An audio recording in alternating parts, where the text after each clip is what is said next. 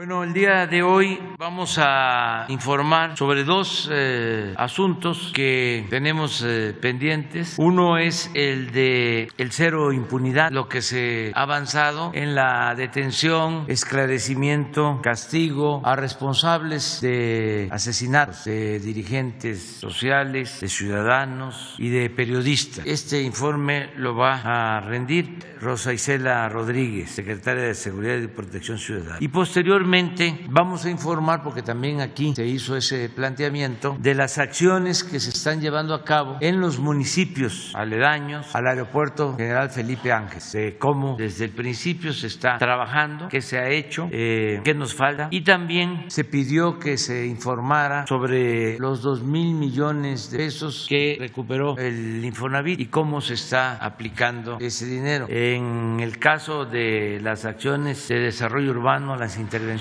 que están haciendo en los municipios cercanos al aeropuerto, va a informar el maestro Román Meyer Falcón, el secretario de SEDATU, y en lo del Infonavit, su director, el maestro Carlos Martínez Velázquez. Ese es el programa. Y luego tenemos dos compromisos con Sara Pablo, Adriana Estela Flores, y ya nos vamos a contestar preguntas. ¿De acuerdo? Muy buenos días, tengan todas y todos ustedes. Con su permiso, señor presidente, saludo con mucho gusto a mis compañeros de gabinete, también a los representantes de los medios de comunicación y a quienes siguen este espacio presidencial a través de las redes sociales. El día de hoy informaremos de los resultados de la política de cero impunidad instruida por el señor presidente Andrés Manuel López Obrador.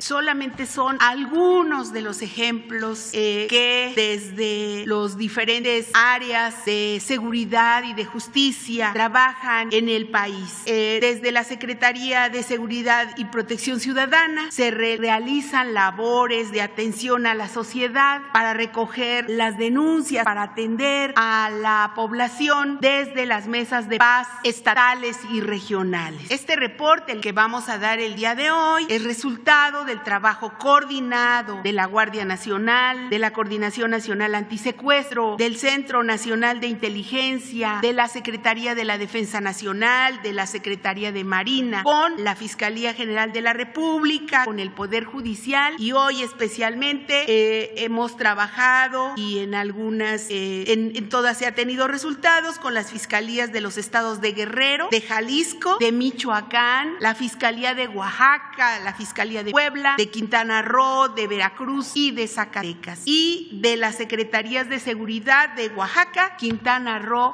y Puebla. Estos son algunos de los ejemplos que vamos a explicar a continuación. Adelante, por favor. En primer lugar, me voy a referir a la detención ocurrida el 3 de marzo por parte de la Fiscalía de Quintana Roo, quien ya vinculó a proceso a Wilber, alias el Molusco, por su probable participación junto a Charlie y a Miguel en el homicidio de 3 personas el pasado 12 de julio. Y además, el Molusco participó en el homicidio del administrador del restaurante Mamitas. Estamos mostrándoles efectivamente hay sucesos como los que se dan a veces en estos lugares, pero lo importante es que hay cero impunidad. Adelante. También tenemos la detención de 2 tratantes para explotación sexual infantil ahí mismo en Benito Juárez, en donde el 24 de febrero en 2 operativos paralelos se detuvo a José y a Ángel, el primero en una plaza comercial y el segundo en un restaurante de comida rápido. ¿Cómo era el modus operandi de estos delincuentes? Ofrecían trabajo, dinero, regalos, juguetes por medio de las redes sociales y así era el reclutamiento que hacían para los menores, y pues estos menores los dedicaban hacia la explotación sexual. Además, ese día se pudo rescatar a una menor que estaba por encontrarse con los imputados. De aquí pues derivarán investigaciones de otros casos y pues ya están tras las rejas y y vinculados a proceso efectivamente. Adelante. También aquí tenemos el día de hoy la detención de los homicidas de 4 hombres y una mujer en Ciudad Cerdán, así como de los lamentables hechos ocurridos de homicidios de una familia en Atlixco, Puebla. La Fiscalía detuvo a Aldo, a Brian y a Luis Alonso por su probable participación en el homicidio de 5 personas en la Junta Auxiliar de La Gloria en Ciudad Cerdán el 3 de marzo y por el homicidio de una familia, entre ellos 2 menores de edad, en Atlixco el pasado 8 de marzo. Estas ejecuciones están relacionadas con conflictos por narcomenudeo. Ya está la vinculación a proceso, así que otro caso en donde la impunidad no es la que persiste. Adelante. Aquí también hoy presentamos la detención de 3 miembros de la banda de Ali, alias El Chaparro o El Chato. Estos hechos se dan en la región del Istmo de Oaxaca los días 1 y 4 de marzo y el 1 de abril. La Fiscalía con la Secretaría de Marina, la Secretaría de la Defensa, el CONACE y por supuesto Secretaría de Seguridad de Oaxaca lograron la detención de Jesús alias El Chu, El Chumeca, de Benigno alias El Nino y de Antonio alias El Terán. Ellos están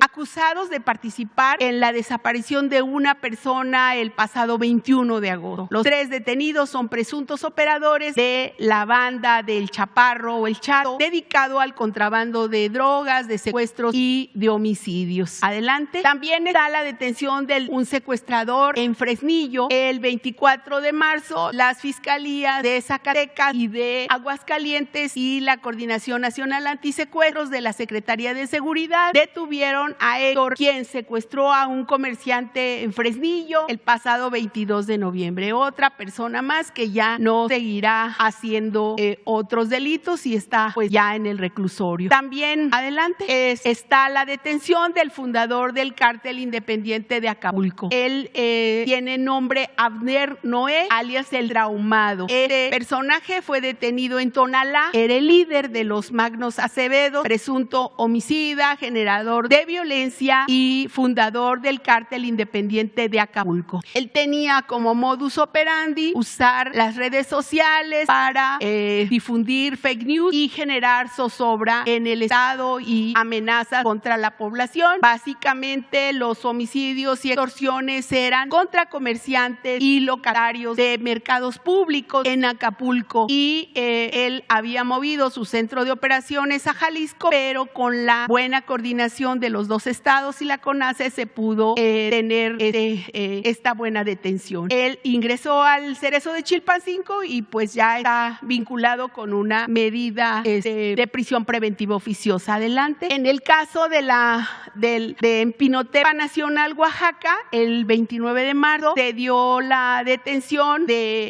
por parte de la Fiscalía y de la Secretaría de la Defensa Nacional de 7 operadores de José Gil, alias El Chino Quintero. Él es el líder del cártel del Sinaloa en Oaxaca y la Costa Chica de Guerrero. Ellos fueron puestos a disposición de la Fiscalía General de la República y tienen imputación de delitos de contrabando, de drogas, de delincuencia organizada y de portación de armas de uso exclusivo del ejército. Esos forman parte, como decía, del cártel de Sinaloa. Adelante. También en Michoacán se dio esta buena detención de 5 integrantes de la familia michoacana en el camino que conduce a la localidad del Mago de Susupuato en Guerrero y mediante un operativo conjunto de la Fiscalía de Michoacán, de la Sedena, de CNI, de la Guardia Nacional y también de la CONACE, se detuvo a 5 personas armadas bajo el mando de un líder criminal apodado El Jabalí. Ellos están relacionados con el ataque a las instalaciones de la Fiscalía en Marabatío. Pero lo más importante es que están relacionados con el multihomicidio de 20 personas en Sinapecuaro el pasado 27 de marzo. Adelante. También tenemos avances ya en el caso de San Juan Parangaricutiro, en Uruapan, Michoacán. Recordar que se dieron ahí también hechos en este lugar en un enfrentamiento armado el pasado 10 de marzo.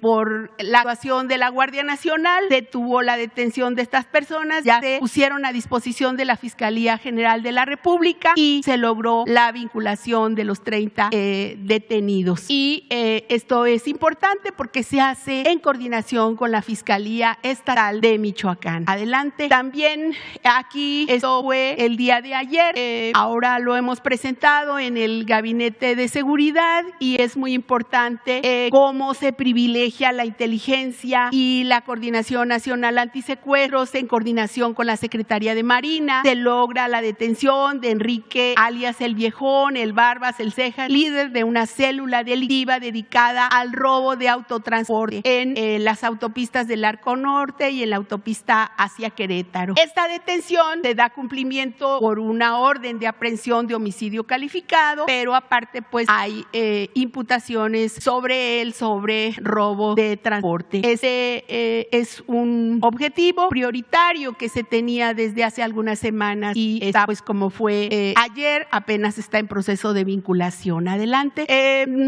El 31 de marzo en Amozoc, Puebla, mediante un operativo coordinado entre la Fiscalía Estatal de Veracruz y la CONACE, con apoyo de la Fiscalía de la Secretaría de Seguridad de Puebla, así como la Secretaría de Marina, se detuvo a Gustavo Abigail N. Este señor es hijo de un exdiputado local de Oaxaca llamado Gustavo, al que le dicen El Gato. Él está relacionado directamente en el homicidio del periodista Julio Valdivia Rodríguez, corresponsal del diario El Mundo en Córdoba. Él estará siendo procesado, presunto delincuente, El Pino, no solamente por el homicidio del periodista, sino también tiene cargos de extorsión y también es un generador de violencia. Él también está relacionado con delitos como el robo de hidrocarburos, el tráfico de personas y también el tráfico de drogas y de robo de autotransporte de carga en estas autopistas. Adelante. También está la detención, no es una detención, pero sí se hizo investigación, digamos, porque voluntariamente se presentó ante la Fiscalía de Justicia del Estado, quien cumplimentó una orden de aprehensión que tenía esta persona y era el presunto responsable del homicidio del menor Héctor Hugo Carvajal Amar. Este homicidio se dio en una fiesta clandestina en el municipio de Gilotzingo, Estado de México, y en las investigaciones y vínculo de esta persona participó la Fiscalía Estatal en el Estado de México, así como la Secretaría de Seguridad Pública Estatal y Federal, que también estuvieron coadyuvando en el caso. Es de recordar que es relacionado con este bloqueo que se hizo en el periférico del Estado de México. Adelante.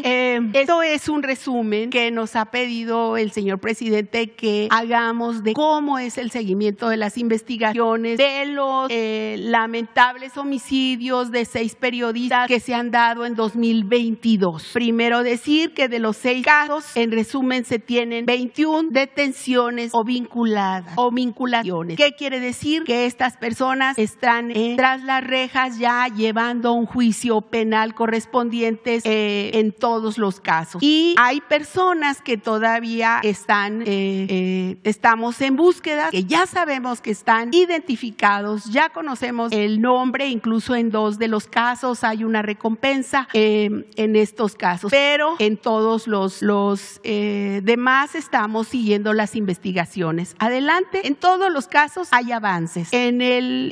Nada más recordar así rápidamente a José Luis Gamboa Arenas, este caso lamentable que falleció el 10 de enero. Él era trabajador del diario digital Inforregio en Veracruz. Los avances es que ya está perfectamente identificado el móvil y los autores material e intelectual. Se está fortaleciendo la carpeta de investigación por parte de la Fiscalía Estatal, pero ya hay un avance, digamos, no vamos a informar todavía por la secrecía de la propia información sobre cuáles son los avances que se tienen, lo digo por adelantado, pero ya estamos finalmente, después de muchas semanas, con resultados. En el caso de Alfonso Margarito Martínez Esquivel, reportero gráfico freelance falleció en Tijuana, Baja California, el 17 de enero, pues como ustedes saben, hay 10 detenidos y 3 vinculados a proceso en este caso. En el caso de Lourdes Maldonado López, también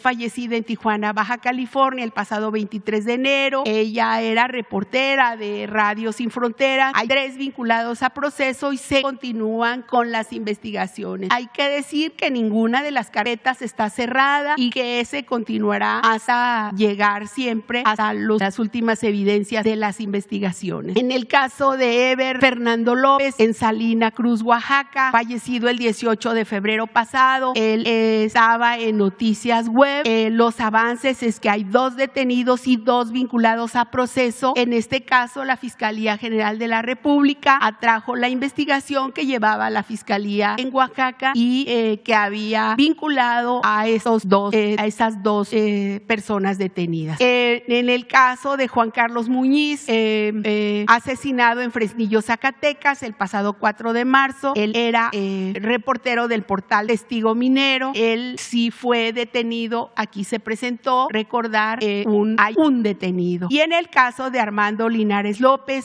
fallecido en Zitácuaro, Michoacán, el 15 de marzo pasado, él era integrante o dueño de Monitor Michoacán. Los avances son 3 presuntos responsables identificados y la Fiscalía Estatal ofrece recompensa por 2 de ellos. Están identificados, no se han detenido y la policía continúa. Adelante, por favor. Esta es la última. Bueno, yo solamente decir que de los pendientes que nos faltan, de todos los relevantes, pues hemos estado siguiendo las investigaciones y que es un trabajo de todas las instancias del Gabinete de Seguridad y también de las mesas estatales con las fiscalías y las secretarías. Muchas gracias. Ahorita, mucho. Muy buenos días, muchas gracias, señor presidente, medios de comunicación. Haremos un rápido resumen de las acciones que hemos encauzado y llevado a cabo desde el gobierno federal en materia de coadyuvar uno de los grandes proyectos de desarrollo regional de la administración actual, que es el Aeropuerto Internacional Felipe Ángeles. Siguiente lámina. Bueno, nosotros empezamos a trabajar en la Secretaría, que son, digamos, temas que nos competen por obligación en el tema de la planeación territorial. Para ello nos dimos a la tarea de la conformación del programa de desarrollo regional de 8 municipios aledaños al propio aeropuerto. Estamos hablando de Tizayuca, Zumpango, Nextlalpan, Caltenco, Tonanitla, Tecámac, Tultitlán y Tultepec. La población que tenemos en estos 8 municipios, 7 del Estado de México, 1 de Hidalgo, es de 1.6 millones de habitantes, lo que equivale al 7.5% de la zona metropolitana del Valle de México. Sin embargo, la extensión de esos 8 municipios es considerablemente grande. Estamos hablando de 54,000 hectáreas, mientras que la Ciudad de México tiene 75,000. Entonces estamos hablando prácticamente de un área muy similar a lo que es la Ciudad de México territorialmente hablando. ¿Cuáles son los datos que obtuvimos en términos muy generales en este programa de desarrollo regional? 40% de esta población vive en pobreza y marginación considerablemente alta. 7 de cada 10 pobladores de estos 8 municipios tienen que salir a sus centros de trabajo, que les toma más de 2 horas. Es un dato muy importante. El tiempo de traslado, 2 horas de ida, 2 horas de regreso, 4 horas en total. Ese es un, digamos, tiempo muy valioso para esas familias. Tenemos un total de 117,000 viviendas deshabitadas en lo que son las inmediaciones del aeropuerto. Estamos hablando de municipios que no tenían actualizados sus instrumentos de planeación, estos instrumentos que dictaminan los usos de suelo, qué se puede y qué no se puede construir en las inmediaciones de sus propios territorios. Entonces es muy importante tomar en consideración que el primer trabajo que realizó el gobierno federal es un trabajo técnico en campo para poder actualizar los instrumentos de planeación y un acuerdo político con los gobiernos municipales y los gobiernos estatales. Siguiente lámina. Bueno, esto, digamos, es un plano ya de lo que corresponde las zonas no urbanizables, las zonas con valor ambiental. Vuelvo a reiterar, es un trabajo de coordinación de la Secretaría con el Estado de México, con el Estado de Hidalgo. Tenemos estos 8 municipios, de los cuales 5 ya actualizaron y publicaron sus programas de desarrollo urbano municipal. ¿Por qué esto es tan importante? Porque como es una zona que va a tener un crecimiento poblacional que estamos nosotros estimando en el 2052 de más de 1 millón de habitantes, es importante que el Estado mexicano, con antelación, con tiempo, empiece la planeación de infraestructura, políticas de conservación ambiental, con políticas de preservación de los mantos acuíferos y lo que corresponde, políticas de vivienda y de movilidad. En este plano, en este programa que ustedes podrán descargar todo el Programa de Desarrollo Regional en la página web de la Secretaría. Es un documento bastante denso, pero tiene muy buenas imágenes, tiene muy buenos resúmenes. Pues tenemos un total de 1 millón de habitantes, que es lo que habíamos comentado. Tenemos un total de 1,500 hectáreas de vacíos urbanos que hoy en día existen, que se van a poblar, que se van a densificar. Tenemos un programa, o se señala un programa, un conjunto de recomendaciones con gobiernos municipales, con gobiernos estatales para reforestar más de 3,000 hectáreas en las diferentes zonas aledañas. Estamos pensando, estamos con los datos que tenemos, que vamos a tener 80,000 empleos directos al Aeropuerto Internacional Felipe Ángeles y las actividades económicas que derivan de este aeropuerto. Necesitamos prácticamente 245,000 viviendas en las próximas décadas hasta el 2052 que puedan albergar ese 1 millón de habitantes que estamos buscando, que se van a quitar, que van a tener su vida en las inmediaciones. Entonces, este es un resumen de lo que corresponde el plano de dónde sí se puede urbanizar, dónde no se puede urbanizar, y que los 7 municipios lo tienen ya reflejado en sus propios instrumentos de planeación que se pasan por Cabildo y se ingresan en los registros públicos de la propiedad. Es un tema muy importante en materia de planeación. También tomar en consideración que es una zona que efectivamente va a crecer, no va a crecer, digamos, con las mismas tasas de crecimiento que se tenían en este país hace un par de décadas, pero que tienen sustento porque sí, digamos, se tiene reservas de agua en la zona que pueden sustentar el crecimiento de esta población. Es un tema muy importante tomar en consideración. En la siguiente lámina, algún conjunto de recomendaciones de lo que se obtuvo en este trabajo coordinado con los gobiernos estatales y con los gobiernos municipales. Fueron 6 estrategias. Aquí, de forma muy general, en la parte hídrica, el plan de rescate de Laguna de Zumpango, uso de aguas y residuos para la agricultura, captación de agua pluvial. Estos son proyectos a largo plazo que dependen del gobierno federal, pero también dependen de los gobiernos municipales como de los gobiernos estatales. En materia, digamos, de proyectos económicos, 8 polígonos industriales y centros logísticos en la zona. En el tema ambiental, programa de reforestación de las 3,000 hectáreas, red de monitoreo de calidad del aire, son estrategias que se proponen que se puedan implementar por parte de todos los actores. En temas de movilidad, es un tema que ya estamos trabajando en el gobierno federal en coordinación con los gobiernos estatales, que es la aplicación o la ampliación del tren suburbano, la ampliación del sistema de Mexibus, que hoy en día se está trabajando, y la construcción de redes ciclistas no motorizadas en las zonas aledañas. En temas de territorio, los 8 planes municipales de desarrollo urbano que estén actualizados, ya llevamos 5, ya hemos concluido con los 8, estamos esperando que el resto lo puedan ingresar a Cabildo y dentro de los registros públicos de la propiedad. En temas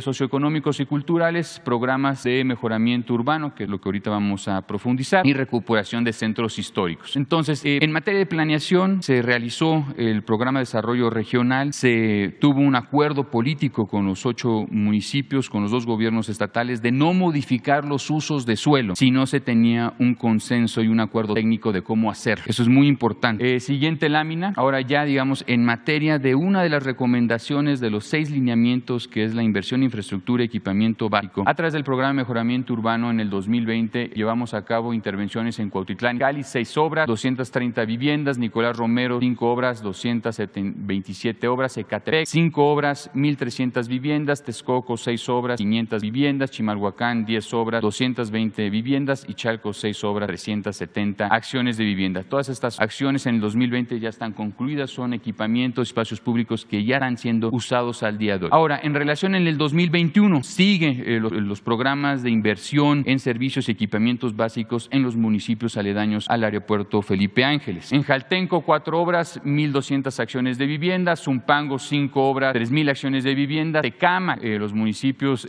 con mayor vivienda abandonada, 7 obras, 1,800 acciones de vivienda, Nexalpan, 8 obras, 1,500 acciones de vivienda, Tultepec, 7 obras, 1,600 acciones de vivienda, Tonanitla, 2 obras, 900 acciones de vivienda y Tultitlán, 5 obras con, ese es el conjunto. El resumen de lo que al día de hoy hemos invertido y que vamos a seguir invirtiendo en las inmediaciones del aeropuerto en los próximos años son 76 obras con un valor de 2,500 millones de pesos, 17,000 acciones de vivienda de mejoramientos o ampliaciones de viviendas preexistentes a través de la propia Comisión Nacional de Vivienda. Tenemos 2,000 acciones de regularización con el Instituto Nacional del Suelo Sustentable y la actualización de los 8 instrumentos de planeación que hoy en día se tienen. Luego, eso es, digamos, la escena general de inversiones que hemos hecho en las inmediaciones, más aparte el tema de planeación, que es un tema vinculado con el gobierno estatal y los gobiernos municipales. En las siguientes láminas vamos a dar, digamos, un ejemplo de estos equipos equipamientos de lo que sería uno de los componentes del programa de mejoramiento urbano. La parte deportiva son 8 deportivos, servicios 4 obras, espacios públicos 19. Tema ambiental, un mirador turístico de preservación ambiental en las inmediaciones de la laguna de Zumpango. Jaltenco, una casa de cultura, tenemos escuelas, tenemos rehabilitaciones muy importantes de centros históricos, ese es un tema muy importante en el cual trabajamos dentro de la Secretaría. Temas de museos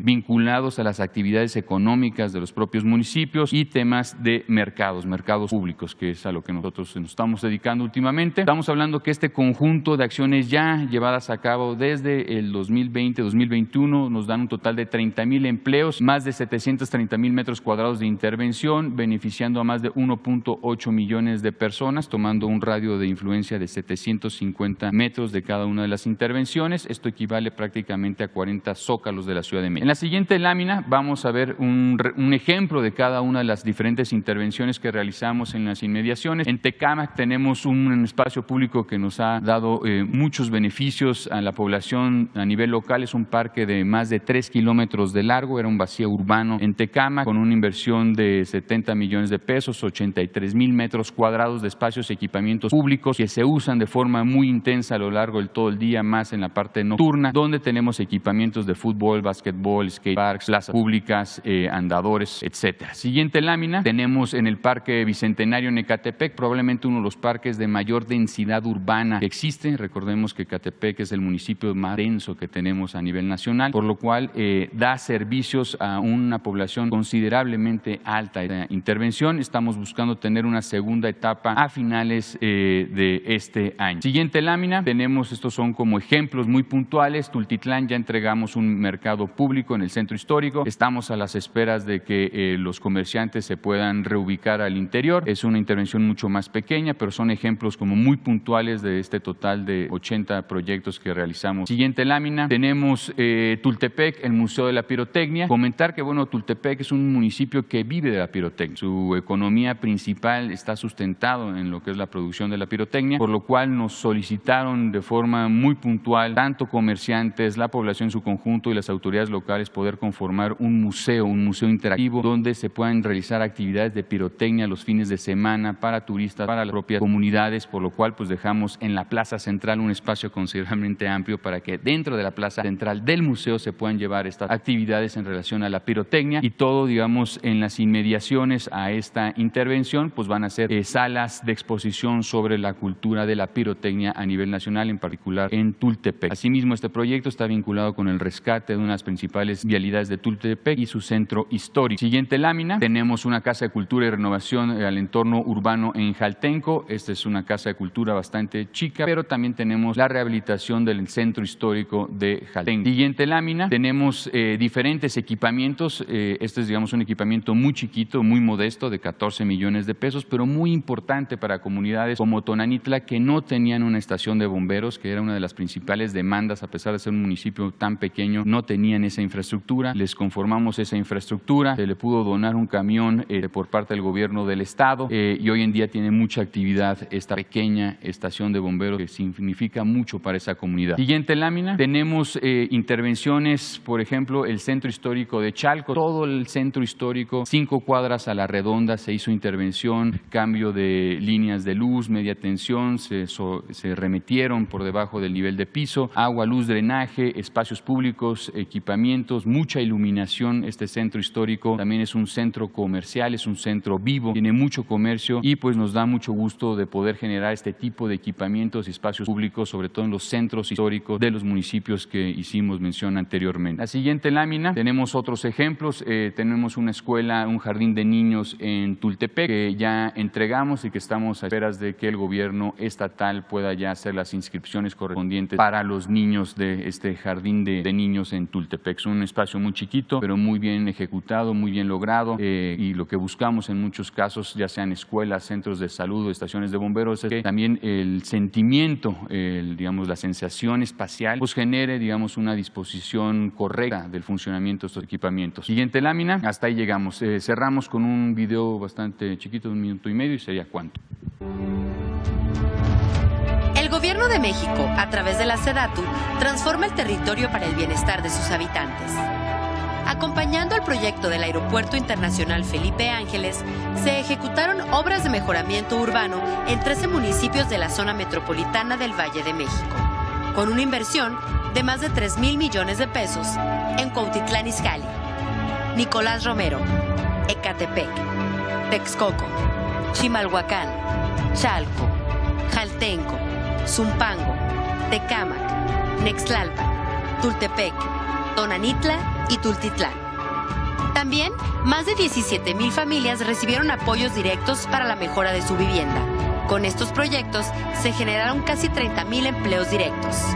Es un espacio que hacía falta para la comunidad, para nuestros niños, para nuestra gente adulta. Más espacios, muchos más espacios de estos, con esta calidad, con este diseño, pensados realmente en el uso y no solo como para cubrir con presupuestos. Pues yo les agradezco que nos tomen en cuenta. Le das a la gente un mejor lugar donde vivir, ¿no? Esto nada más es el principio de muchas cosas padres.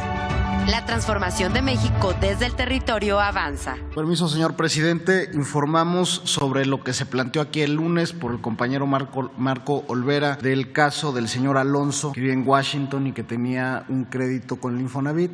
Atendimos al señor Alonso. Tenía un crédito cofinanciado con una entidad financiera, Scotiabank. Se le ofreció por parte del Infonavit un convenio de reestructura. En el caso de las acciones judiciales que denunciaba, eran por parte de la entidad financiera. También se habló con los directivos de la banca y se pudo hacer también un convenio. Y derivado de eso se solicitó ver el resto de los apoyos, porque luego la gente no conoce lo que estamos haciendo en el instituto en la que sigue. Recordarle a la gente que hemos estado convirtiendo los créditos que estaban en salarios mínimos, los hemos convertido a pesos. Al día de hoy se han convertido 282,000 créditos y se han condonado deudas en saldos por 61,000 millones de pesos. Y a partir del mes de mayo se hará un programa universal. Cuando el presidente nos pidió hacer este programa al inicio del gobierno, decidimos empezar con los créditos más antiguos, los más deteriorados, y hemos ido avanzando. Pero a partir del mes de mayo será sin restricciones, sino que todo aquel que tenga un crédito en salarios mínimos y lo quiera convertir a pesos, eso va a beneficiar a 3.5 millones de personas. La que sigue, también tenemos otro programa que hemos hablado aquí en este mismo espacio, donde los créditos que ya están pagados casi a la mitad, al 90%, y les falta tantito, se les hace un descuento de lo que les falta para que puedan escriturar. Ahí se han apoyado a 168,000 personas y lo que equivale a esos descuentos es de 3,800 millones de pesos. Adicionalmente a estos dos programas, en la que sigue, se han apoyado en esta administración a 2.9 millones de acreditados con distintos programas de reestructura. En esta administración hemos lanzado programas para, por ejemplo, adultos mayores, pensionados, estudios socioeconómicos y demás, que permiten que mientras haya voluntad de pago, el Infonavit está obligado a reestructurar el crédito y tomarle la palabra, confiar en la gente de que va a pagar. Nos ha resultado un éxito y hemos apoyado a 2.9 millones de familias con créditos, que es más de lo que se hizo en todo el sexenio anterior. Adicionalmente, recordar que se suspendieron los desalojos por cualquier causa injusta y también se suspendieron los juicios masivos y las subastas de vivienda. En la que sigue, recordar también que con motivo de la reforma a la ley que impulsó el presidente de la República y que se aprobó en 2020, vamos avanzando. En el año pasado presentamos el nuevo esquema de crédito Infonavit, que es en pesos, que es con las tasas más bajas que se han tenido en el instituto, donde quien gana el salario mínimo paga una tasa de 1.9% en su crédito, y también a partir del día de hoy los trabajadores que cuenten con Infonavit van a poder solicitar crédito para comprar terrenos y a partir de ahí desarrollar la casa a su gusto y a las necesidades de su familia. En la que sigue tenemos el informe también del programa de mejora directa. Recordar que esos 2,000 millones de pesos llegaron al Infonavit producto de una recuperación de un fraude. Entonces se hace la recuperación, el dinero se deposita en el instituto para devolverle al pueblo lo robado. Posteriormente la Fiscalía General, a través del Ministerio Público, determinó como víctima al instituto por ser eran fondos que habían salido de ahí y, como saben, el dinero del Infonavit es dinero de los trabajadores porque constituye parte de su salario. Se hizo la devolución al instituto y se planteó un programa que incluso aquí el año pasado, en febrero, el 24 de febrero, en este mismo espacio platicamos, que tiene que ver con hacer mejoras de vivienda en las comunidades marginadas y en comunidades donde hay gente que hay poblaciones con marginación. Lo que queremos con este programa es revertir el rezago de vivienda, ayudar a las acciones que está haciendo SEDATU y el propio Infonavit para revertir el rezago de vivienda, y se autorizó un programa para alcanzar alrededor de 62,000 créditos, fundamentalmente en el área sur-sureste. Es un crédito que no tiene intereses, o sea, va a ser interés cero, y la gente, es un crédito a la palabra, vamos a esperar que la gente vaya pagando su crédito, y es un crédito revolvente, es decir, si la gente paga su crédito va a poder obtener un crédito del mismo monto que se le prestó. Entonces es muy importante eso. Se había dividido en etapas el despliegue del programa porque es una población que normalmente el Infonavit no tenía como meta de atención, y se aplazó la primera etapa debido a una restricción del Instituto Nacional Electoral. De manera inusual determinó que no podíamos hacer ninguna campaña como parte del Infonavit, a pesar de ser un asunto de educación financiera. Terminando esto, vamos a hacer una campaña para que la gente se acerque, la gente que haya tenido una cuenta en el Infonavit se acerque y se pueda hacer el despliegue de los recursos en lo que resta del año. Esperamos terminar en el mes de agosto. ¿Sería cuánto, señor presidente? Así. Gracias, señor presidente. Sí, el caso se refiere al secuestro y desaparición del periodista Alfredo Jiménez Mota del diario El Imparcial, ocurrida el 2 de abril del 2005 en la ciudad de Hermosillo, Sonora. La desaparición de la víctima la lleva directamente la Subsecretaría de Derechos Humanos, digamos, la investigación de esta desaparición en coordinación con la Fiscalía General de la República. Esta desaparición de la víctima está directamente relacionada con su profesión como periodista, y todo indica que fue perpetrada por un grupo de delincuencia organizada con la posible colaboración de funcionarios públicos. Por eso la atención de la Secretaría de Gobernación, de la Subsecretaría de Derechos Humanos, específicamente como ente coordinador de los casos ante los organismos de derechos humanos,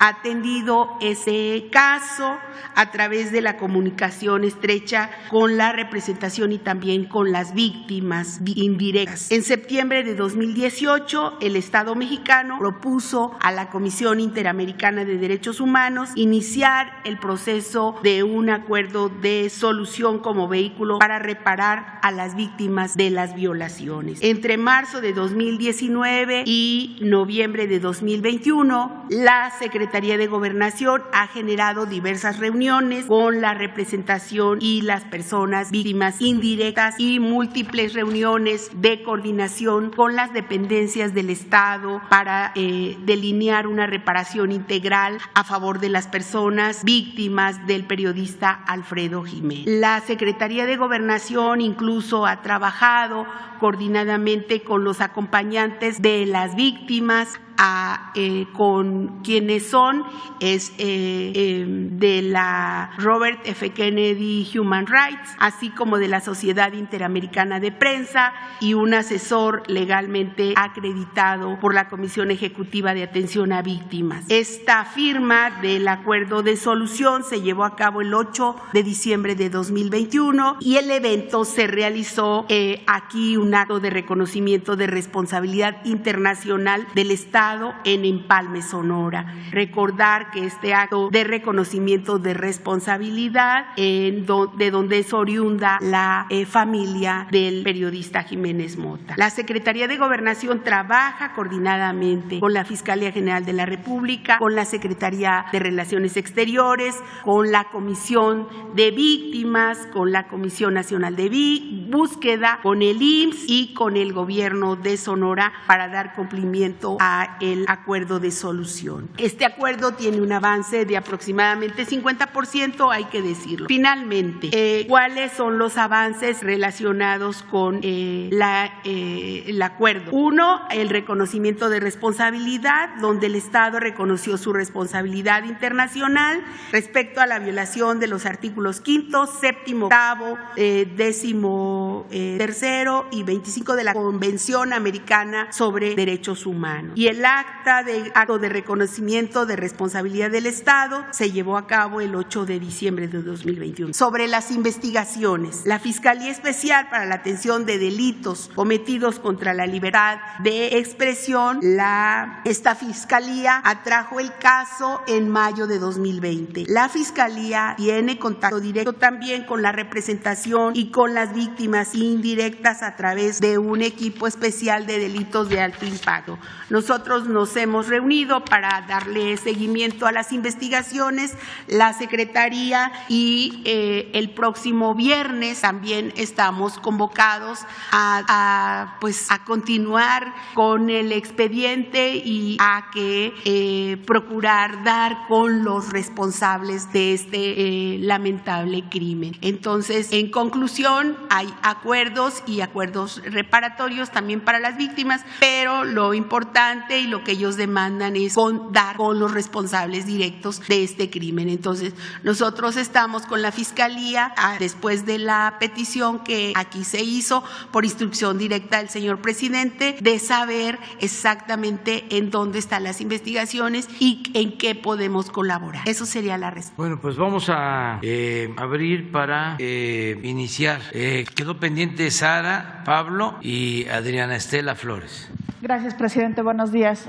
Dos cuestiones sobre la reforma eléctrica. Por un lado, preguntarle, la oposición ya anunció una iniciativa y preguntarle si ustedes estarían en disposición de construir una nueva iniciativa con algunas de las propuestas que ellos tienen. Ya incluso el coordinador de Morena en la Cámara de Diputados dijo que había algunas coincidencias y hay esa apertura. Sí, hay desde luego apertura, siempre y cuando existan coincidencias. Hace falta la reforma eléctrica, es reponer un procedimiento injusto, reparar un daño que se ocasionó en el periodo neoliberal, en el cual mediante el autoritarismo, la antidemocracia, la corrupción, se modificaban las leyes para beneficio de grupos de intereses creados en contra del interés general, en contra de los intereses del pueblo. Eso fue lo que sucedió en todo el periodo neoliberal. Un día vamos a hacer aquí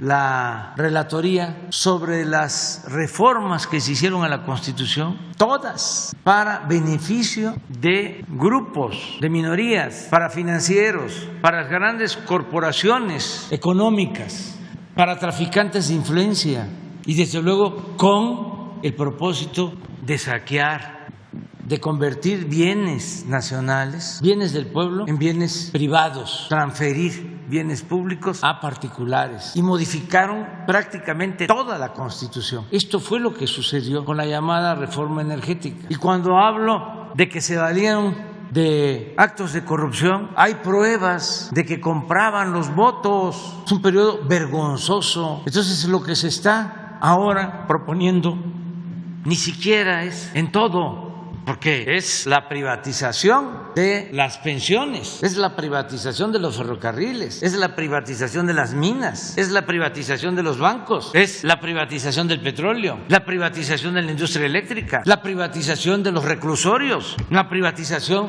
de la recolección de basura, desde luego la privatización de la educación, de la salud, la condonación del pago de impuestos para los potentados, el aumento de impuestos para perjudicar a la mayoría de la gente, el dejar sin presupuesto el campo, el desplomar, destruir el ingreso de los trabajadores, más de 30 años sin aumento del salario mínimo, al contrario, reducción del salario.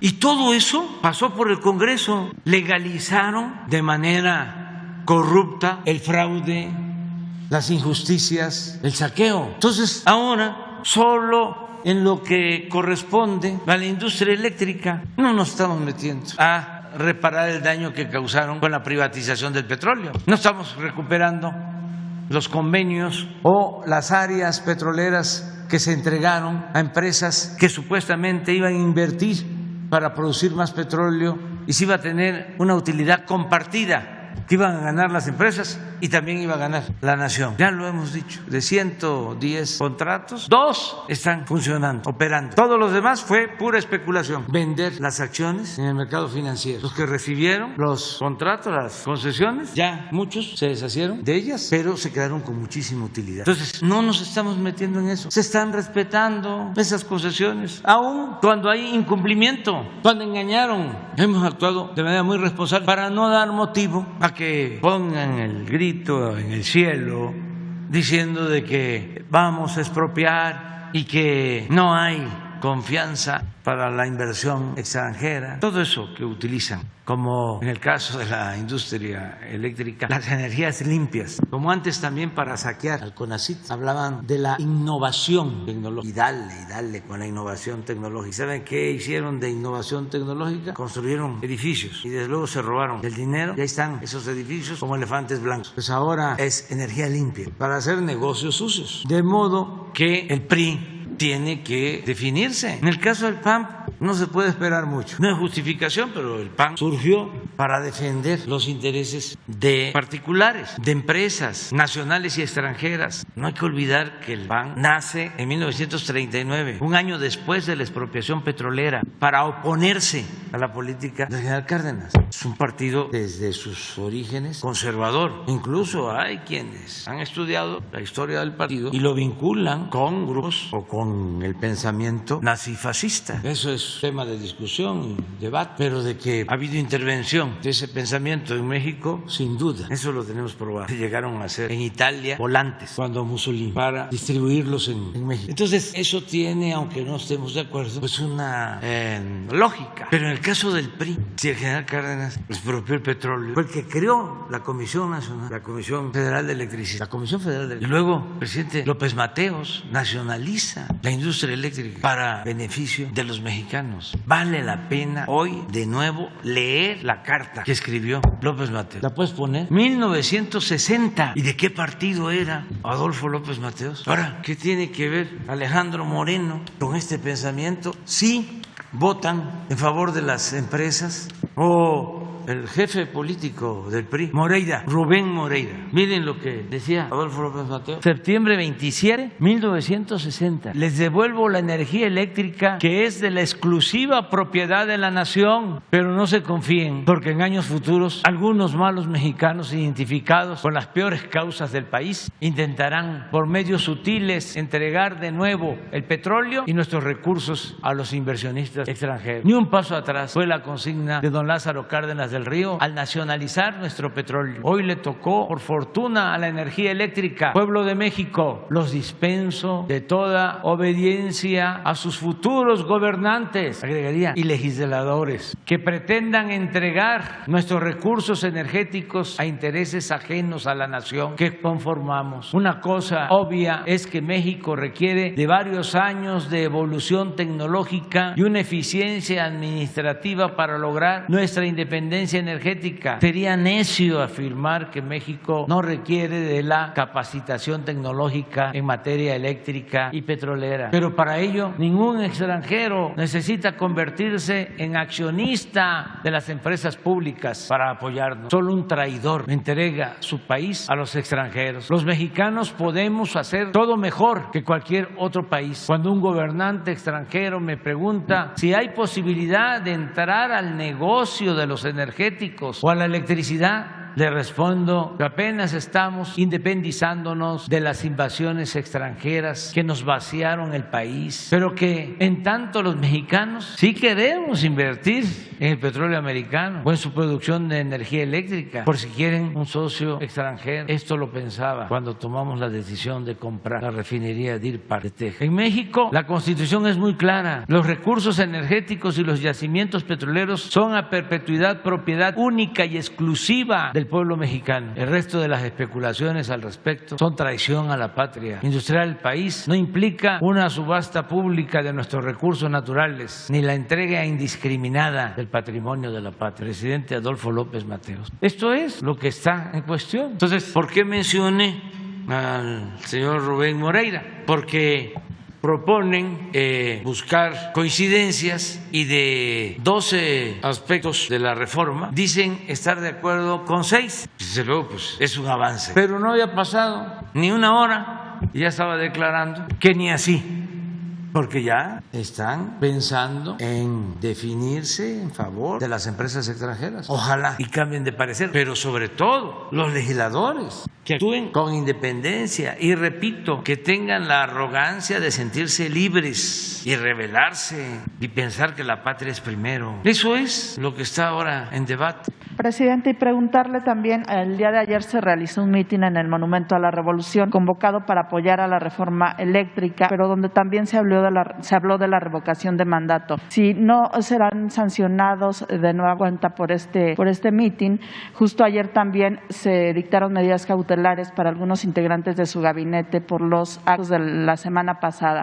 Si no sería necesario modificar la ley porque pues este proceso de revocación de mandato ha tenido esta tensión de que ustedes quieren informar sobre la consulta, pero la ley la aprobaron de otra manera que no lo pueden hacer. Y esto ha generado pues también estas tensiones con el Instituto Nacional Electoral. ¿Qué seguiría para el futuro sobre este tema? Bueno, acerca de la manifestación en favor de la reforma a la Constitución en materia de electricidad, yo estoy de acuerdo que la gente defienda la iniciativa, todos los que formamos parte de la transformación de México y todos los ciudadanos, porque al final, ¿qué es lo que está en cuestión? El precio de la luz, para decirlo coloquialmente, que no lleguen recibos de 20, de 30 mil pesos bimestrales a los domicilios, como está sucediendo en España, donde dominan las empresas particulares. Voy a seguir diciendo, una familia en México paga 10 veces menos por la luz que lo que paga una familia en España. Y esto sucede porque en España privatizaron todo el sistema eléctrico y son las empresas las que dominan. Es Iberdrola. ¿Y saben qué hace Iberdrola? Que también lo hizo aquí. Pues es el que elabora las leyes, Iberdrola. Pone las condiciones y coopta, para decirlo con diplomacia, a los legisladores para que se aprueben esas leyes. Y no solo eso, si hay políticos famosos de izquierda o de derecha, los contrata para que trabajen con ellos y los usan como agentes de relaciones públicas, se llaman lobistas. Lo que hicieron aquí con Felipe Calderón, que terminando su mandato como presidente, lo nombraron miembro del Consejo de Administración de Iberdrola. O lo que hizo la empresa de ferrocarriles que recibió los ferrocarriles de México, que luego de que Zedillo les entregó los ferrocarriles nacionales, terminó su mandato Zedillo y se lo llevaron, lo contrataron como empleado de la empresa. Entonces, en el fondo es el precio de la luz. Entonces, ¿cómo la gente no va a manifestarse? La Comisión Federal de Electricidad no tiene fines de lucro. Esta es la esencia del debate. Por eso también lo que hoy se va a resolver en la Corte, si es inconstitucional la ley que se aprobó en el Congreso. ¿Para qué se aprobó esa ley en el Congreso? Para que, entre otras cosas, se corrija el absurdo y la trampa corrupta de dejar afuera en el despacho de energía a las hidroeléctricas, sosteniendo que con las hidroeléctricas no se produce energía limpia, que el agua no produce energía limpia. ¿Dónde está el fundamento técnico, científico? Está como la senadora que declaró de que íbamos a cambiar el color del mar, íbamos a cambiar el color del mar Caribe con el Tren Maya. Es que el conservadurismo es de lo más dogmático que puede haber. ¿Algún último planteamiento? Se trató el tema, pero ya ellos saben que esas son decisiones nuestras y que no deben de intervenir. No, pero pues es evidente. Hasta una funcionaria de la Secretaría de Energía del gobierno de Estados Unidos envió una carta amenazante de que estábamos con la iniciativa violando el tratado, cosa que no es cierto. Además, eso también se los dije, señor Kerry, muy respetuoso, y se lo he dicho a quienes hacen este planteamiento, de que en el tratado hay un capítulo que obliga a los gobiernos a no permitir la corrupción. Y si nos vamos a tribunales internacionales, vamos a tratar el tema de los que están apoyando lo ilegal por motivos de corrupción y tenemos las pruebas. Afortunadamente el embajador Ken Salazar es respetuoso, es buena la relación en general con el gobierno de Estados Unidos, pero los que están acostumbrados a saquear, a robar, no quieren dejar de hacerlo. Ahora sí que hay un dicho campesino popular que dice que gallina que come huevo ni que le quemen el pico, gallo también, ¿no? Los domina la ambición, no tienen llenadera, pero pónganse ustedes en mis zapatos, ¿Qué tenemos que hacer? ¿Para qué estamos aquí? ¿Para el regodeo de la parafernalia del poder? Para sentirnos muy importantes, que nos digan, señor presidente, que preguntemos, ¿y qué horas son? Las que usted quiera que sean, señor. Vivir rodeado de salameros, lambijón, barbero, creerse más, vivir acomplejado, empezar a hablar físico, hacer toda la caravana de los políticos tradicionales. Los conoce uno hasta de lejos, ya sabe, ahí viene. ¿Para eso? Para enriquecernos por la ambición al poder, por el poder. No, siempre lo he dicho, el poder solo tiene sentido y se convierte en virtud cuando se pone al servicio de los demás. Entonces, estamos aquí porque representamos al pueblo de México. Muchos mexicanos, millones de mexicanos nos apoyaron y nos siguen apoyando para llevar a cabo una transformación que era necesaria, que urgía para poder detener el proceso de degradación progresiva, la decadencia en que estaba el país por la aplicación de la llamada política económica neoliberal y por el predominio de la corrupción. Entonces tenemos que seguir cambiando y lo hacemos de manera prudente, responsable, en el marco de la legalidad, sin comprar a nadie, porque si fuésemos corruptos, pues le haríamos igual que como le hacían antes. Se va a aprobar una reforma constitucional a repartir moches, como está demostrado. No, aquí cada quien tiene que asumir su responsabilidad y no vamos a corromper a nadie. Al contrario, vamos a seguir combatiendo la corrupción. Ayer hablaba yo de un periodista famoso, Loret de Mola. ¿Se acuerdan de aquello de que todos somos Loret? Hablaba yo de que tenía inexplicablemente muchísimo dinero, una gran fortuna. Ponía yo de ejemplo que tenía un terreno de 8 hectáreas en Valle de Bravo. Y me equivoqué, porque en efecto son 8 hectáreas. 8 hectáreas es todo el terreno, pero se dividió. Él tiene nada más como 3 hectáreas y media, como 35, 36 mil metros cuadrados. Nada más que son como 3 veces la quinta de allá de Palenque, que tiene 12,000 metros cuadrados. Este tiene 36,000 en Valle de Bravo. Y una casa, una mansión, con una alberca, que la casa esa que rentó José Ramón y su esposa, y la alberca, pues parece una bañera. En comparación de la alberca de Flores de Mola. Pero lo mejor es que aclare cuánto tiene, porque aquí llega información. Tengo una factura de un departamento que compró, en el 2019, cuyo notario fue un político salinista, Morales Lechuga. ¿Saben cuánto pagó? En el 19, hace 2 años y medio, 3 años, 24 millones de pesos. ¿Cuánto vale un departamento del Infonavit? ¿Cuánto? 500. Bueno, aquí estamos hablando de 48. Se aventó con una unidad habitacional completa. 24 millones. Y ese sí tengo, la que no diga que no, ese sí me llegó. Y voy a poner las dos. Sobre el departamento de Miami, fue una investigación periodística que ya los periodistas se van a hacer cargo de dar a conocer todos los elementos. Y sobre los 13 departamentos, además, o quitando este 24, son 12 o 11. Esos también están documentados todos. Pero ahí es su esposa, y ahí no me meto. No tienes el terreno de Valle, el planito que te di. Y sí, no me equivoqué en el valor, que esa casa debe de valer de 100 a 120 millones, o sea, de Valle. Ya si hablamos de departamento, pues son 200 más, ¿cuántos dijimos? 48. Sí, es una unidad habitacional. Y bueno, está bien, yo no tengo nada en contra de quien con esfuerzo, con trabajo, de conformidad con la ley, logra un patrimonio, merece respeto. Yo estoy en contra de la riqueza malavida, estoy en contra de la corrupción, siempre he estado en contra de la corrupción. Y no todo el que tiene es malvado. Aquí es común, con el noble oficio del periodismo, acumular tanto dinero. Y además, situarse como juez. ¿Con qué autoridad moral? Es el colmo del cinismo, porque para ser opositor hay que tener autoridad moral. Si no, pues es hipocresía. Este es el terreno.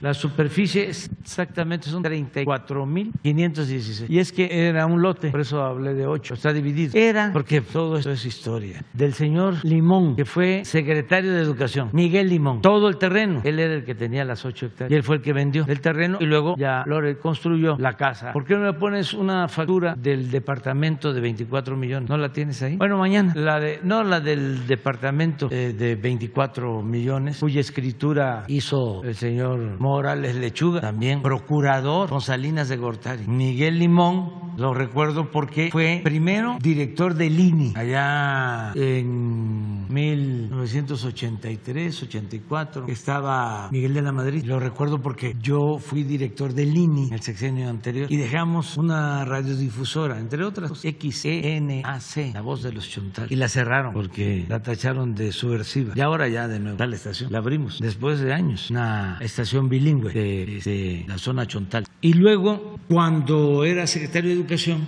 yo estaba dirigiendo un partido y fue cuando empezaron a dar presupuestos elevados a los partidos. Estaba Zedillo de presidente y ese partido que yo dirigía, el PRD, recibía creo que 3 o 5 millones al año, y de repente con esa reforma que se aprobó le aumentaron el presupuesto como a 300 millones. Entonces nosotros no estuvimos de acuerdo y no votamos a favor de esa reforma. Entre otras cosas que se contemplaban en esa reforma fue cuando se creó el Consejo Ciudadano del INE, que también es una historia, porque en ese entonces los partidos de oposición no podían ni pagando contratar tiempos en radio y en televisión, ni pagando. En esa mesa de negociación nosotros exigimos que se abrieran los medios y nos paramos, y así fue como entraron los partidos a la televisión, porque no se permitía. Bueno, el caso es que no votamos por la ley y me dijo Zedillo, ya le voy a ver cobrando el dinero. Pues no me va a ver cobrando el cheque, porque imagínense, de 3 millones a 300. Entonces reuní a los dirigentes y les dije, nosotros no vamos a usar ese dinero, ¿qué hacemos? Entonces decidimos utilizar el dinero en 3 programas. Uno, entregar los libros de secundaria a los estudiantes, entregarlos de manera gratuita, porque en ese tiempo no eran gratuitos los libros de secundaria, se tenían que comprar. Y empezamos entregando los libros en donde nosotros gobernábamos, en los municipios donde nosotros gobernábamos. Y ahí se usó una parte del dinero. Otra parte, un fideicomiso para viudas y huérfanos, porque también se tiene que saber,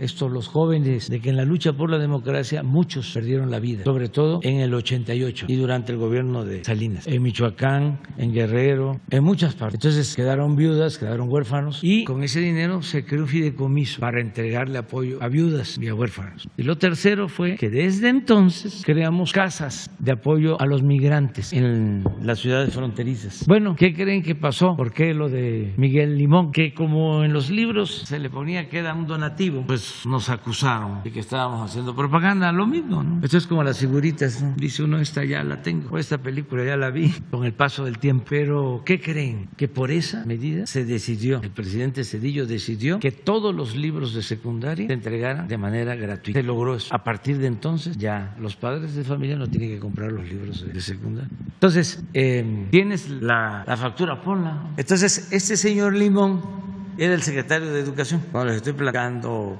esto de los libros, esta la vamos a dejar, 24 millones el departamento, en una sola exhibición. Ignacio Morales Lechuga, el notario. Ah, sí, ¿a quién le compraron, no? Inmuebles Abel, nombre de, sí, comprador, ¿no? Carlos Rodé de Mola. ¿Es Álvarez? Sí. Ah, no vaya a ser otro. Presidente, faltaba... Pero lo mejor es que él dé a conocer lo que tiene. Y no es nada personal, es nada más cero corrupción. ¿Y por qué los servidores públicos, solo ellos, tenemos, y qué bien que así sea, que presentar nuestros bienes? Y ojalá y se transparente todo lo que tienen las grandes corporaciones, y más los que están vinculados con lo público, porque ¿de dónde vienen los ingresos de periodistas así? En una buena cantidad son de origen público. Entonces, transparentar todo.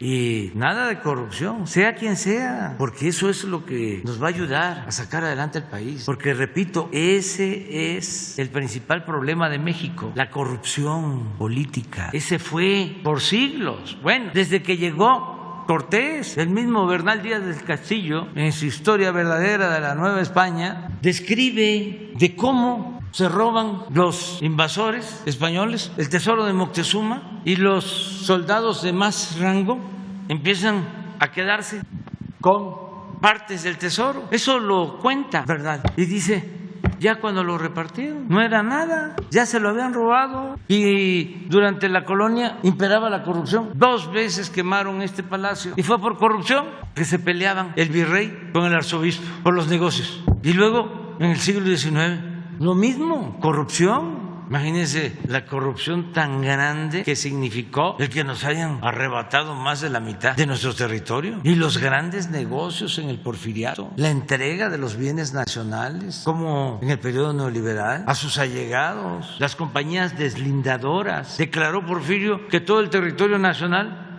era público, que eran terrenos nacionales, y los puso al mercado y los vendían a muy bajo precio a sus allegados. Además, las compañías que llevaban a cabo el deslinde de grandes cantidades de terreno que ni siquiera usaban teodolitos, no hacían mediciones, no deslindaban nada, sino era todo por cálculo, porque estamos hablando de 1 millón de hectáreas, de 2 millones de hectáreas. Bueno, por ley, a esa compañía, siempre vinculada a Porfirio Díaz, de los científicos, abogados famosos, cercanos al poder, les entregaban una tercera parte de lo que deslindaban. Si era 1.333.000 hectáreas, y tenían derecho a comprar el resto a precios bajos. ¿Qué produjo esto? Pues una gran acumulación de terrenos en pocas manos, grandes latifundios, terrazas en Chihuahua, más de 2 millones de hectáreas, Ramón Corral en Sonora, Policarpo Valenzuela en Tabasco. Estamos hablando de grandes extensiones, por eso decían, terrazas es de Chihuahua. No, Chihuahua es de terraza. Entonces viene la revolución, se piensa, ¿no?, que se iba a enfrentar el problema de la corrupción.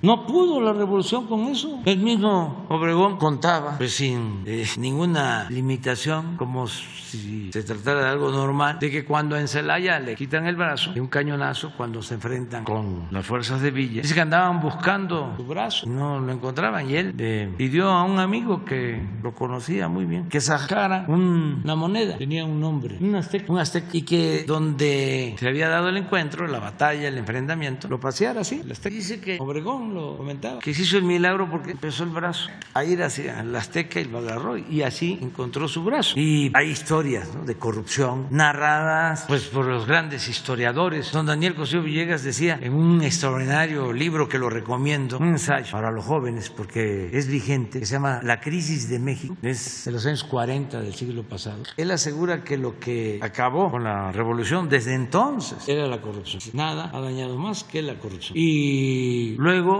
hasta don Jesús Silva Gerso, el mayor, hizo todo un análisis también del problema de la corrupción. Un expresidente que no fue muy corrupto, no fue corrupto. De los 3 que estuvieron después de Calle, que fue presidente fundador del Partido de la Revolución Mexicana, expresidente, que era de Tamaulipas, Emilio Porte Gil, decía que la corrupción era de las empresas más lucrativas de México. No, que la política era de las empresas más lucrativas de México. Lo decía cuestionando, y eso siguió predominando. Don Jesús Silva Gerso decía que era una curva ascendente, que llegaba hasta un sexenio que no voy a mencionar ahora, y que después con Ruiz Cortines había iniciado un descenso, porque también don Adolfo era honesto. Y pues de ahí vinieron cosas que ya ustedes saben, que aquí hemos repetido, ¿no? Cuando escribe sus memorias Gonzalo N. Santos, que también las recomiendo para los jóvenes, para que sepan cómo era la política y la picardía política mexicana. Él pone allí en sus memorias de que la moral era un árbol que daba moras y que servía para nada. Pues no decía así, lo decía con más elegancia. Y luego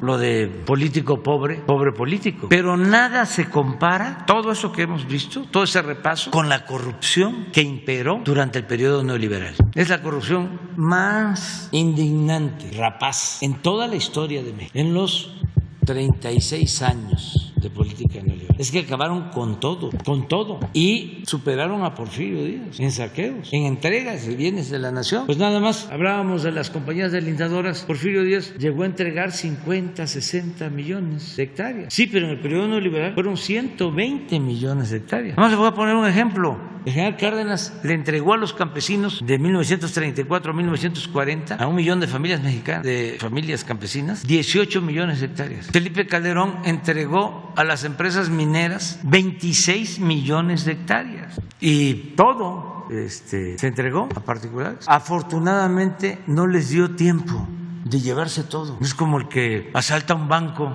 y entra a la bóveda y empieza a meter los billetes, las vacas de billetes, en un costal y suena la alarma y tiene que salir y deja tirado ahí. No se lo lleva todo. Así fue. Y fíjense lo que estamos haciendo entre todos los mexicanos. Con lo que no se llevaron, con lo que no alcanzaron a llevarse, estamos sacando adelante a nuestro país. ¿Y por qué? Porque México es único por su potencialidad económica. Pues todavía hay oro, todavía hay plata, hay cobre, hay bosques, hay selvas, hay petróleo, hay gas. Y la mayor riqueza de México, su pueblo, que eso es importantísimo. La grandeza cultural de México. Eso nos distingue de otros países, porque los pueblos que tienen un antecedente de predominio cultural, de haber heredado tradiciones de las grandes civilizaciones, tienen muchas posibilidades de salir adelante. De ahí dimana el amor por el trabajo del mexicano. Mexicano contrario a lo que piensan los conservadores, ¿no? Porque un conservador tiene esa idea. Ahora ya no lo dicen porque también son muy hipócritas, pero sí lo piensan. Que el que está pobre es porque no trabaja. Ahí está el ejemplo de los migrantes. Imagínense cuánto están mandando sus familiares. Más de 50,000 millones de dólares allá, donde hay oportunidad, trabajan. Y se dedican a eso, a trabajar día y noche.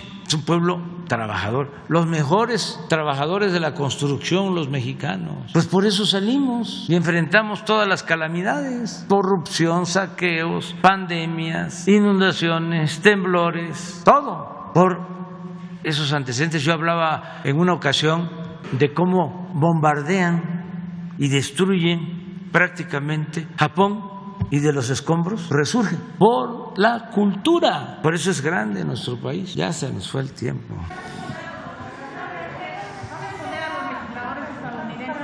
¿Cómo? ¿Va a responder a los legisladores estadounidenses que están acusándolo con Blinken de que hay un uso político faccioso de la Fiscalía General de la República en México? ¿Sobre la qué? Demócratas de Estados Unidos enviaron una carta al secretario de Estado Blinken en la que denuncian que en su gobierno se utiliza a la Fiscalía General de la República como una institución más bien para cuestiones de asuntos políticos y no para perseguir a... Pues son, con todo respeto, mentirosos. Porque no es cierto. A lo mejor están mal informados. Es la campaña. Es que en Estados Unidos hay elecciones. Y qué bueno que nada más son 4, porque 4 golondrinas no hacen verano. Pero ¿qué voy a contestarles? O sea, nada. Y van a seguir así. Ojalá y sean pocos. Ahora estamos invitando a senadores de Estados Unidos, de los 2 partidos, para finales de abril, para que podamos reunirnos en el sureste. ¿Sobre qué tema? Desarrollo del sureste y de Centroamérica, para enfrentar el fenómeno migratorio como lo hemos estado planteando, pero están desinformados. Yo no tengo ninguna vinculación más que de respeto con el fiscal Gertz Manero. Ya no es el tiempo en que el presidente daba instrucciones en el Poder Judicial, en la Suprema Corte, en la Procuraduría. No, ahora hay un auténtico Estado de Derecho, no hay un Estado de chueco. Pero no avanzan otras sobre personajes cercanos a su gobierno. Es lo que plantean. ¿Cómo el caso? ¿Cómo?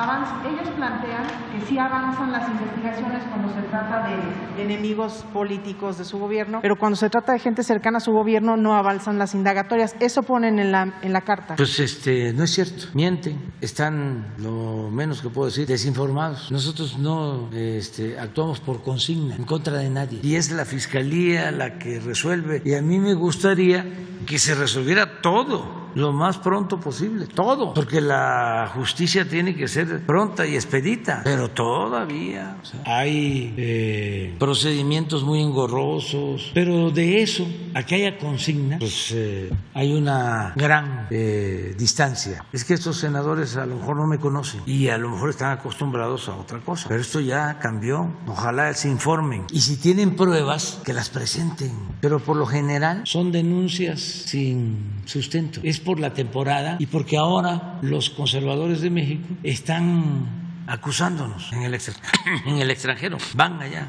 a acusarnos y piensan que con eso ya avanzaron. A la gente no le gusta eso. ¿Cómo le va a gustar al pueblo de México que vayan los conservadores a Estados Unidos o a cualquier otra parte a acusar a un gobierno legal, legítimamente constituido? ¿Qué no fue lo que hicieron los conservadores cuando fueron a Miramar? ¿No tienes el cuadro de Miramar? Cuando fueron a buscar a Maximiliano, les dejo de tarea, sobre todo a los jóvenes, que analicen ese episodio de la historia. ¿Y quiénes fueron a traerlo? Pues es un poco lo mismo. Y hay que pues entender las circunstancias. Hay elecciones, entonces quieren ganar votos así. Nada más les digo que si hay una acusación infundada, por ejemplo, ¿cómo se llaman los 4 senadores o diputados? ¿Y de qué partido son? Demócrata. A ver, porque si no tienen fundamento y nada más es campaña en contra de nosotros, pues eso no le va a gustar a los mexicanos y a los mexicanos estadounidenses. Y si ellos están buscando votos, no les va a ayudar. Son los senadores. Yo ni debería de estarles dando consejos, pero hay 40 millones de mexicanos en Estados Unidos. ¿Sí tenemos los nombres? Son senadores. Robert Menéndez, que es el presidente de la ¿Robert Comisión. qué? Menéndez. Presidente de la Comisión de Relaciones Exteriores del Senado. Sí. Él es de origen, no sabe. Otro senador Menéndez por puede Vermont. ser mexicano o de origen Latino. colombiano, sí, latino o cubano. Otro senador por Vermont, otro de apellido Merkley, de Oregon, y uno más, Cardin, de Maryland. ¿Pero el segundo cómo se llama? El segundo, Patrick Leahy. ¿De dónde es?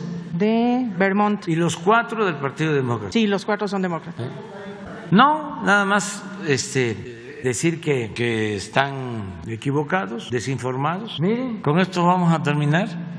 Los conservadores van a pedirle a Maximiliano, le ofrecen el imperio de México, pero ya no es ese tiempo. Además, a los mexicanos no les gusta eso, no aceptamos el injerencismo. También, como en el periodo neoliberal, la política exterior se apartó de la tradición de lo que siempre había sido la política exterior de México, de los principios de no intervención, de autodeterminación de los pueblos, de solución pacífica de las controversias, y nada más se sometían. Entonces, les cuesta trabajo hasta a los internacionalistas entender que son otros tiempos y que tenemos que ceñirnos a lo que establece la Constitución, el artículo 89, ahí está la política de principios, y ser muy respetuosos y buscar la cooperación con todos los pueblos, con todos los gobiernos del mundo, pero no aceptar el papel de vasallos. Estamos hablando de un gran país, de una gran nación. Con todo respeto, todavía bastaban los búfalos en lo que hoy es Nueva York, y ya en esta ciudad había universidades. Con todo respeto. Y tenemos un pasado espléndido de culturas, de civilizaciones, un pueblo extraordinario. Nos debemos sentir orgullosos de nuestra identidad como mexicanos. No somos más que nadie, pero tampoco somos menos que nadie. Y no acomplejarnos. No, México es un país libre, independiente, soberano, y costó muchísimo. Porque esto no prosperó. ¿Cuánto tiempo estuvo Maximiliano? Unos cuantos años. A pesar de que utilizaron 30,000 soldados franceses, el ejército más poderoso del mundo. Pero la dignidad que estos no tenían, estos conservadores, sí la tenían los liberales, encabezados por Juárez y el pueblo de México. Y así ha sido siempre la historia. Entonces ahora que van a Estados Unidos, y también está quedando de manifiesto algo que lo expreso con autenticidad, porque yo siempre digo lo que pienso. Cuando un senador, también un diputado, hace unos días mencionó que le iban a quitar las visas a legisladores de México porque mostraron su simpatía con Rusia, como si no fuesen libres, y se les tuviese que castigar, y además por un tribunal externo, por una instrucción del extranjero. Cuando pregunté de qué partido, porque es Texas y se sabe que ahí tienen más presencia los republicanos, y no sabía, y resulta que era demócrata, y ahora demócrata, el senador de origen cubano, sí, demócrata. Por eso es también muy relativo lo de los partidos en Estados Unidos con relación a México. Pongo ejemplos. ¿Quiénes nos invaden? Demócratas. Es un presidente demócrata el que promueve la invasión en México en 1847.